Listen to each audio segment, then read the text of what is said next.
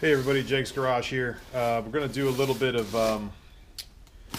kind of like an unboxing, kind of like an install, kind of like a review. So I told you all in the last video that I bought that Suburban out there and I can't see out the back. The other morning I got in it and the windows are frosted and there's no rear defroster on that thing.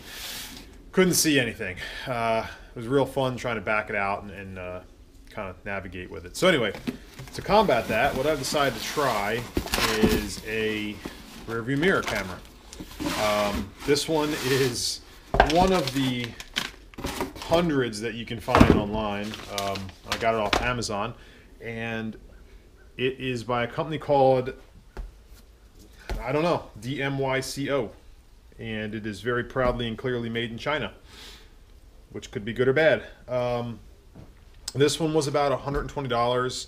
It is a 12-inch screen because the rear view mirror is so far away in that Suburban and the windshield's so big, I figured why not just get a big one. If you've looked at these at all, this has got all the normal stuff. It's HD, I think it's 2560p or something. I don't even know what it is. It's like 2K or somewhere between 2K and 4K. I'm not sure. Yeah, 2560 by 1440, front and rear. It's got some kind of super night vision. It's got a reversing guideline system. It's got a G sensor in case you get hit while you're parked.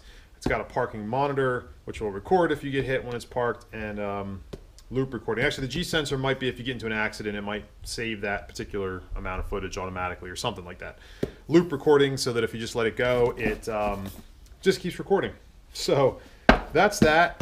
With it, I also bought a extension cable for the camera. I think the camera is like 10 or 11 feet long, the cable in here, and that thing is 18 feet long. So I figured I'd rather get it and have it. This is the it's 3 meters, so 9 feet long.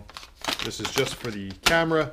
And then I also bought this power adapter, which essentially is for hardwiring it, because it comes with a lighter socket and the Suburban's only got one lighter socket, so I need to hardwire it. And I'm sure I could probably figure out how to hardwire it, but this kit is actually pretty nice. For the price, you get a little spudger tool for cracking open your plastics in your car. You get the actual power cord, and then they give you several T-taps if you have the regular ATO fuses, or if you have the mini fuses, or even the micro fuses. Looks like there's 3 of them in there. They give you the taps, they give you the fuses, and that makes it a pretty painless hookup for power.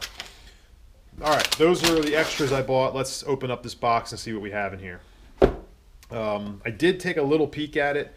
Packaging is nice. I thought it was kind of weird that it was thrown in an Amazon box, but this had no securing tape on it at all. Like, not even a little piece to keep it from coming open. So here's the mirror. I'll take it out of the bag for you. So this is it. It's pretty big. Let me get a tape measure here and just see where the 12-inch comes from. So it is 12-inch at its widest point. So the screen's not a true 12-inch. The screen's probably 11 inches at its widest point. And then, you know, it's probably 3 inches overall, a little under 3 inches, and maybe a 2.5-inch screen width. So I got the kind that has the taper on it just because I like the aesthetic. It's got some nice weight to it. It actually feels like I'm holding a device, like I'm holding a tablet or a really substantial phone. It's got nice weight to it. I believe this is metal in the back. The one thing about this one is the camera. Here's the front-facing camera. It does not slide to the side, so you actually have to mount this so your mirror's here, and it kind of comes over to here. That's the only thing I don't like about it, but I also don't like it when the camera's sticking out to the side, so whatever. It is what it is. Here's the hooks for mounting. So we're going to put this aside and see what else is in here. I have not opened this up all the way. Nice little flap. This is a customer support card. Get rid of that. Okay, here are your rubber straps. Looks like you get a couple sizes. Another one of those plastic spudger tools, and a micro SD card, which is a 32 gig card, and a little SIM card tool, which I guess you use to pop that in and out, maybe. I don't know, because there's no SIM card in it. So, and I believe there's directions in there too. We'll see how bad they are in a minute. Here is the lighter adapter. It's just I think that's a micro USB cable. and then a power adapter. So nothing special there. And then here is the camera. This I'm a little nervous about. So they do give you some sticky tape and some little screws, but this is the camera. What I've noticed is it doesn't have any, I don't know how much you can see there, but it doesn't have any IR sensors or LEDs or anything like some of the better cameras that you see have. But supposedly it has super night vision, so I don't know what that means. It does have some type of connector, some type of 4-pin connector here. And then there's your main run. And I believe that red wire goes to your reverse lights. So, or you could hook it up to a switch, whatever you want to do there. So, it's pretty cool. Like I said, this is, and it's got like a micro headphone jack on the end there too. That's what that extension cable's for. That's why I bought that extension cable, just because I didn't know how else to extend it. So, reverse lights, that goes all the way up front. We're gonna mount this somewhere. I don't know. I guess above my license plate, which is kind of low for one of these. I was hoping it would be up higher, so I might even try to mount it inside. I don't know, like up, facing out the window on the trim maybe. I got to play around with it.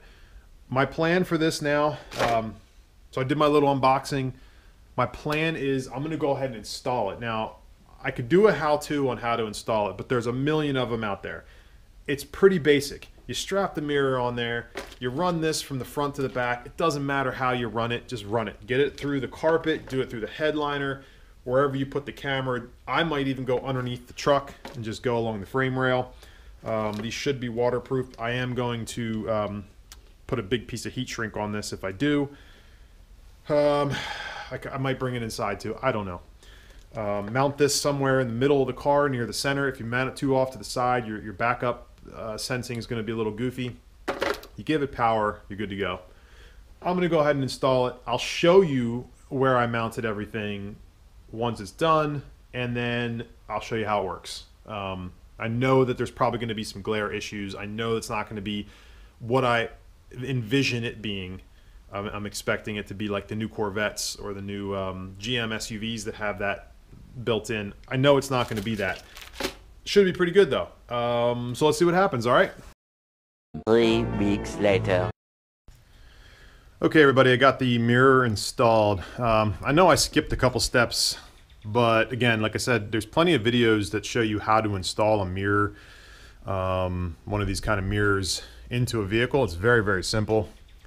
But I'm just going to show you a couple quick details about it and show you a couple specific things I did on my Suburban here in case anybody's looking to do something on a square body Suburban. So my choice for mounting, I put it right here. It is, as you can see, not in the center of the plate, which does cause some issues. The reason I didn't do that is because my light is right here.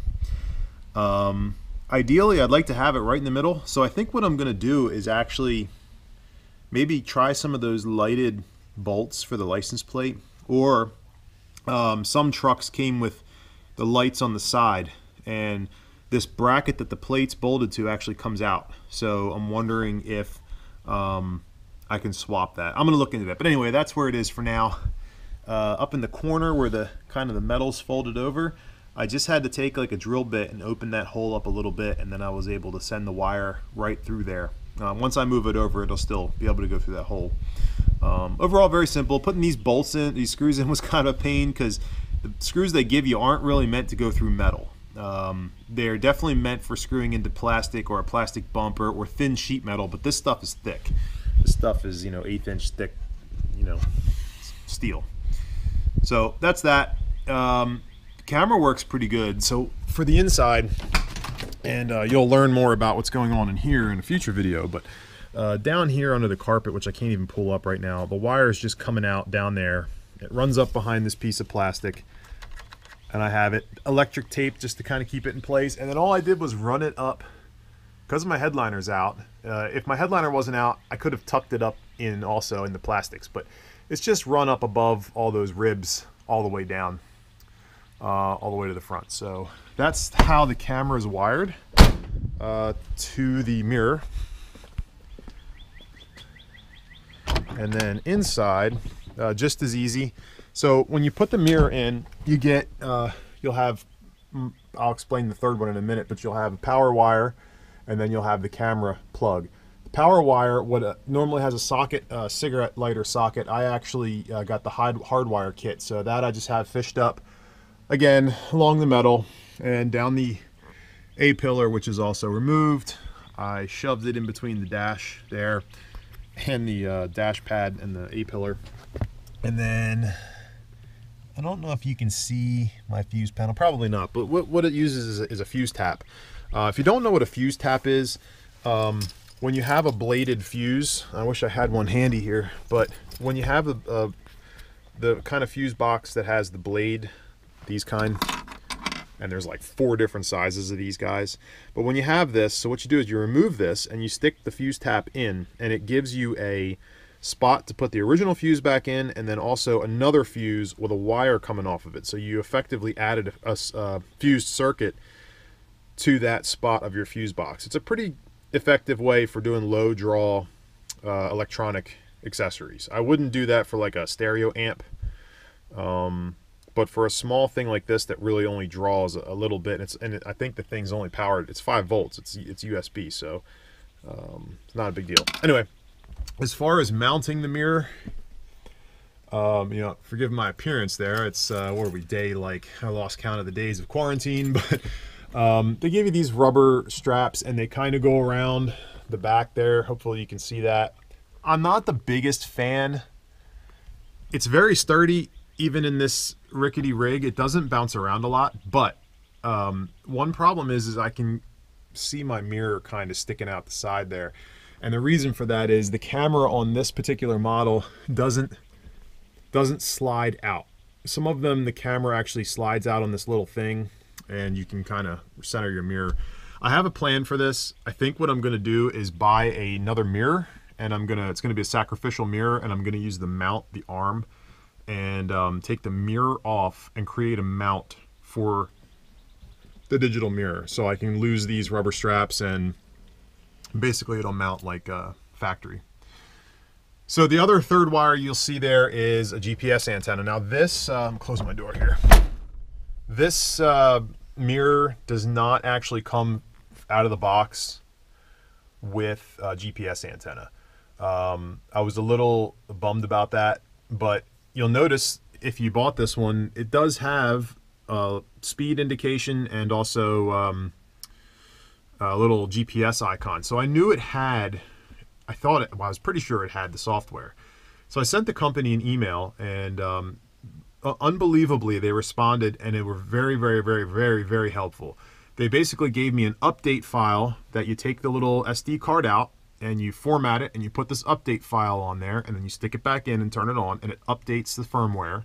And they sent me the antenna for free. Now the antenna is a very basic, it uses I believe that's a 3mm 3 contact. There are some that have 4 contacts, but it's the three contact.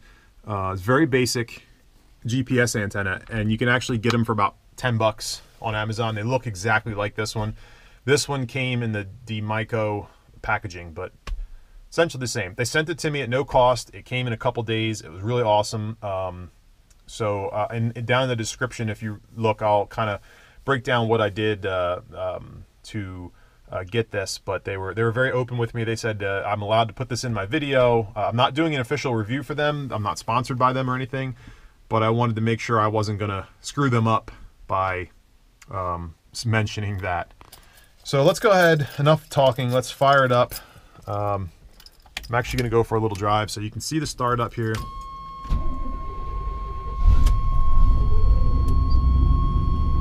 You do get a splash screen, and then it automatically goes into the rear view. So we're gonna move away from my garage a little bit here so that we have a little bit more to look at. And I'm gonna apologize now. The camera work is gonna be a little lacking here. So right now I have the brightness turned all the way down. On the right side of this screen, if you swipe up, you actually adjust the brightness. So there you go, you're at full brightness. You can see that I have a really nice view behind me. I mean, it's way more than you'd get. That's about all you can see out of the back. You can see the barn doors in the back there are really, that pillar in the middle makes viewing cars when they're right behind you really, really difficult. So I mean, that's what you're looking at. Not a lot. This is much better. On the left side of the screen, and you can read up on all the features, but on the left side of the screen you can adjust the height. I kind of keep it generally right in the middle. I kind of like it there. When you put it in reverse, you do get backup lines, which are essentially useless, and it also squishes the image. I'm not a real big fan of that. I might actually just disable the reverse light. I just don't like it. It doesn't seem to offer as good. I'd rather just see that, just be able to see. Again, you can look up all the features, but my little GPS icon is green. That means it's got satellite contact. You know, you have all your info there. Let's go for a little drive. Again, not going to be the greatest, but I'll do my best. I'm just going to go around my little neighborhood area.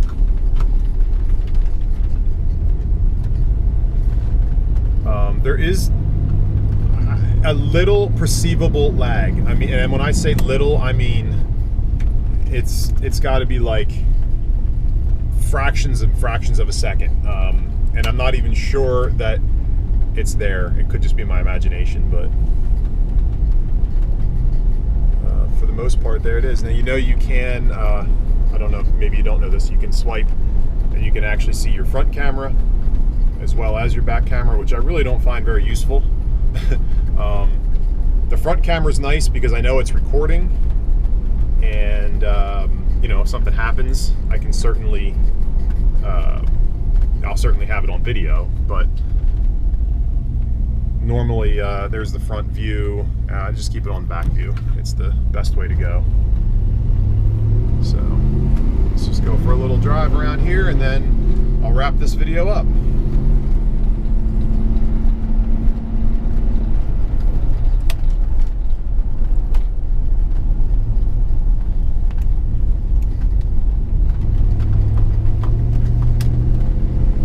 I'm not going to post any of the videos that it takes. It does take very good videos. The sound is there. The sound is good. Again, a lot of this stuff is already online. I just kind of wanted to give my thoughts on it and show you what it looks like in an older truck like this.